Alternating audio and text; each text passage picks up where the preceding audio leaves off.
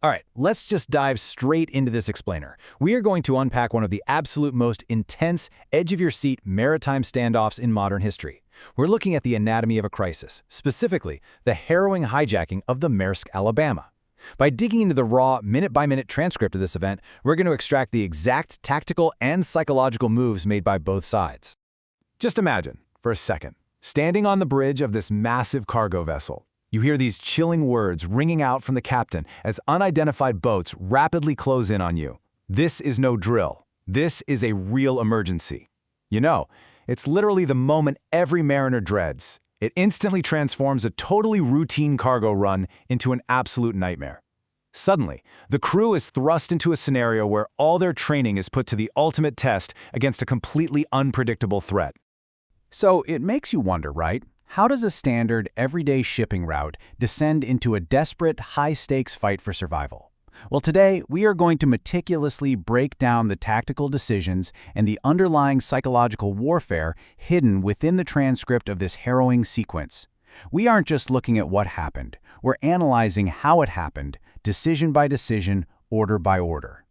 Section 1. The approaching threat. A blip on the radar. This whole crisis begins not with some huge explosion, but just with a suspicious little trace on the radar. The ship is making its way from Salalah to Mombasa, and the captain spots two unidentified skiffs. They're just 1.5 miles away. He immediately recognizes the danger, right? He radios operations, explicitly stating his position at 2 degrees north and 49 degrees east. But here's the crazy part. When he reports the armed boats trailing them, the maritime authorities initially just dismiss the threat. They suspect they might just be fishermen. But the captain? He sees the heavily armed men and the sheer speed of those skiffs, and he firmly pushes back. He knows exactly what is coming. What's really fascinating here is the captain's immediate, highly organized response. He executes a strict lockdown protocol to fortify the vessel way before the threat even arrives. He doesn't just sit around waiting for the authorities to give him the green light to act.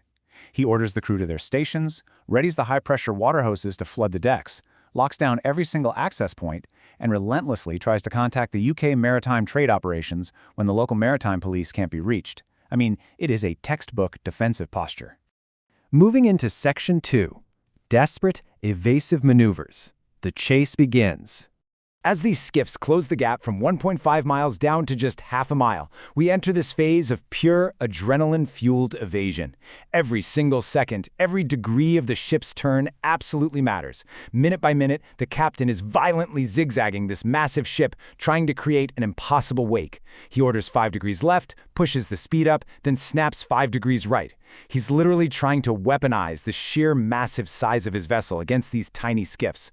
But pushing the vessel too hard leads to a catastrophic consequence. The engine suddenly fails. Just like that, the ship goes totally dead in the water. And the truly heartbreaking reality of this engine failure comes down to this number: 5 minutes. The military helicopter from Coalition Warship 237 was just 5 minutes away from providing aerial support. 5 agonizing minutes. The captain had just gotten off the radio with the warship, confirming that heavily armed help was inbound. Honestly, if the engine had held out for just a few more minutes, the entire outcome of this day might have been completely different. So, there's actually a deceptive little lull here, where one skiff turns back, intimidated by the ship's crazy maneuvers. But during this brief respite, the tension shifts entirely internal. They get the engine restarted, but a Union crew member violently challenges the captain.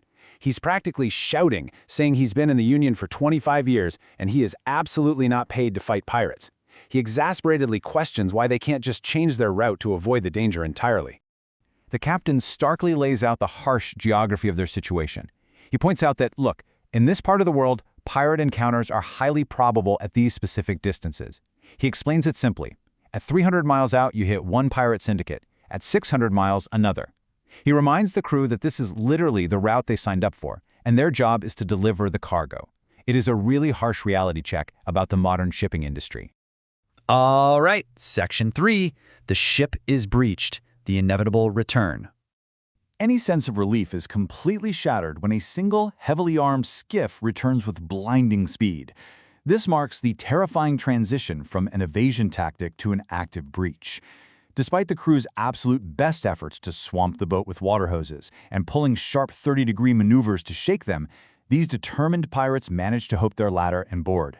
Gunfire erupts. The pirates bypass the defensive measures, and 4 armed men successfully scale the hull, breaching the physical perimeter of this massive ship. Realizing the bridge is lost, the captain makes a critical, brilliant tactical play. He secures his crew in the safest location possible and plunges the entire ship into darkness to neutralize the pirates' advantage. He commands the crew to group up in 3s and 4s behind the cylinders in the lower levels, and he establishes a strict life-or-death protocol.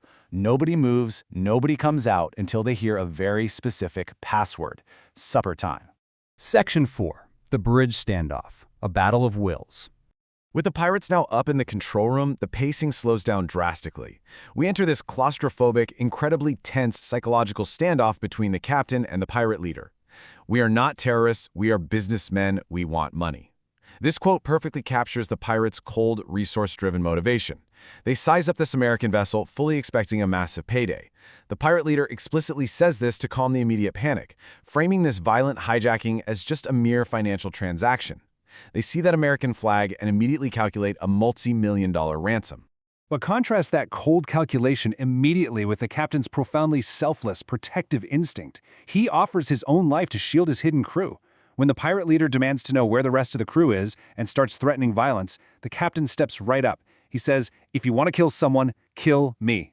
It is just a staggering moment of pure leadership under unimaginable pressure. The captain actively attempts to de-escalate things by offering all the cash they have in the ship's safe, about 30 grand. But the pirates, who are expecting millions from an American ship, just completely scoff at the offer. To them, 30 grand is an insult. I mean, they aren't there for petty cash. They want total control of this multi-million-dollar asset and its crew. So the really crucial point here is how the power outage, which was initially a really smart defensive move, completely enrages the pirates. It escalates the threat into a lethal ticking clock. Because the crew cut the power from below, the bridge controls are totally dead.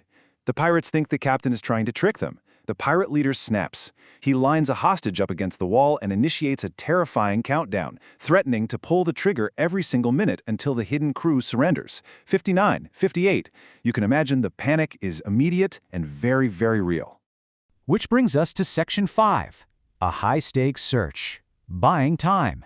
To prevent these executions, the captain actually agrees to help the pirates search the massive ship. But here's the thing. Every single step he takes from here on out is a carefully calculated delay. We are witnessing an absolute masterclass in misdirection here. The captain subtly manipulates the pirates' aggressive demands to serve his own defensive strategy. The pirates want to storm straight to the engine room, but the captain convinces them to do a systematic search instead. By insisting they systematically go from the top deck down and constantly warning them about the heat and lack of ventilation below, the captain is effectively controlling the entire pace of the search. He takes them to E-deck first. Then, complaining about the intense heat in the powerless ship, he suggests they stop for water on A-deck, which leads them straight into the ship's kitchen. He is deliberately wasting their time, hoping against hope that the military rescue is getting closer by the second. And this part brilliantly illustrates the truly bizarre psychology of a hostage situation. He uses something as entirely mundane as leftover breakfast fruit to stall an armed and dangerous intruder. While they're in the cold storage, literally surrounded by unbearable tension and the sheer threat of death, the captain casually points out some leftover watermelon from breakfast and invites the heavily armed pirates to stop and eat.